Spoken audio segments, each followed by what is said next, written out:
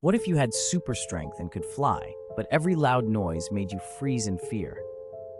Imagine you're standing on the rooftop of a city, cape fluttering in the wind, ready to stop the villain known as Boomstrike. Suddenly, Boomstrike unleashes an explosive blast.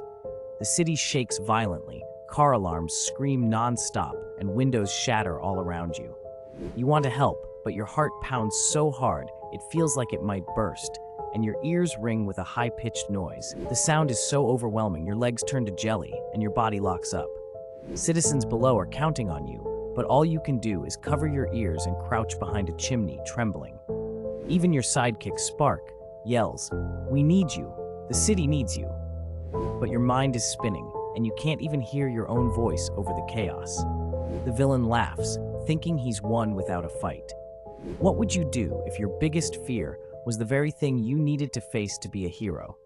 Would you find a way to conquer it, or would you run from the sound? Share this story with a friend. What would they do if they were in your place? The lesson here: even heroes have fears, and sometimes those fears are called phonophobia, the fear of loud sounds. What's the loudest noise you've ever heard?